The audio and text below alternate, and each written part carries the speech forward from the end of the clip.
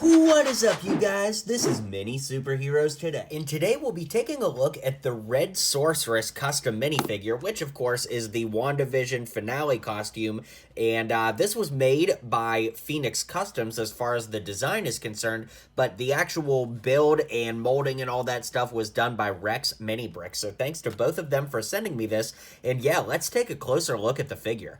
Now, the figure has a custom hairpiece as well as a hip cape thing here. I guess it's like a skirt. I don't know what you would call that. But anyways, the rest is all official Lego parts and pieces with custom printing on top. Now, this is a really phenomenal figure. Obviously, the detailing is great, but I would be remiss not to show you it next to the official Lego version.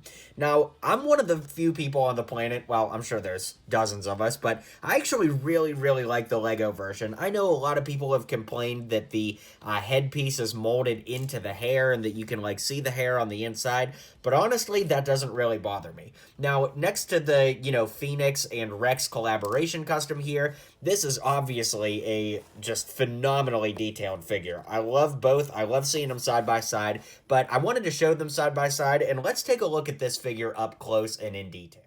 Alright, so starting with the legs, I absolutely love all of the detailing that we have here. Of course, we've got those red lines that really make it stand out, but what makes the legs jump out for me is just the great little scaling in there. You can see how it kind of reflects in the light as I turn it. The boot printing is phenomenal. There's printing on the sides of the legs, and there's no printing on the back of the legs, though, because it's covered up by her skirt cape thing, which still has no name. Speaking of which, that's actually a custom molded piece, so that's really cool. Of course, just like all Lego skirts, it sits on the little pins of the hips there, but this one in particular is plastic. It's not actually fabric like Lego would usually do, so that's pretty interesting. Moving up to the torso, the most interesting thing is actually going to be the hands, in my opinion. You can see that she actually has fingertips, like fingerless gloves, and I really like that detailing. Of course, there's some printing on the arms, whereas the Lego version has no printing on the arms. It is dual molded. This version, compared to the Lego version, is actually a little more pale in the skin tone. Not that that's a bad thing, it's just a good thing to point out as far as the comparison goes. Gonna go ahead and lift up the hair so that you can see the back of the torso, which looks really great as well. And it looks like mine might have a little scratch on it there, but yeah, well, it's worth pointing out for the sake of the review, but it actually gets covered up by the hair, so that's not too bad.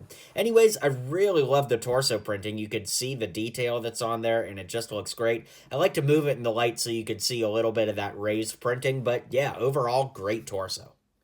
Then, of course, that brings us up to the hair and the head. Now, this does have an alternate head. We'll look at that in a minute, but the hair is really great. Of course, compared to the Lego version, this hairpiece is just far superior. The Lego version, you can't see the hair. It's just the headpiece is printed onto the hair, and with this, the headpiece is actually custom molded. So let me go ahead and take the hair off so you can see what that looks like.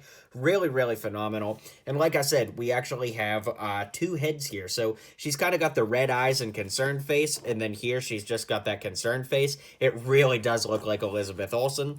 Then, of course, we can lift this head up and put on the alternate head here, which has Elizabeth Olsen's signature smile. Looks really phenomenal.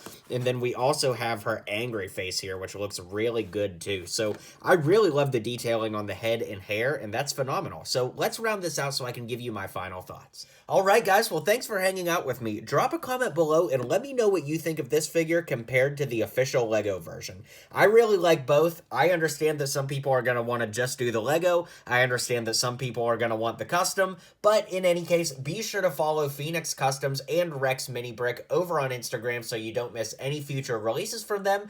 Don't forget to hit like and subscribe down below for me, and I'll catch you guys on the next video. Well, you made it to the end of the video. Thanks for hanging out with me today, and don't forget to hit like and subscribe, and maybe check out one of my other videos listed here.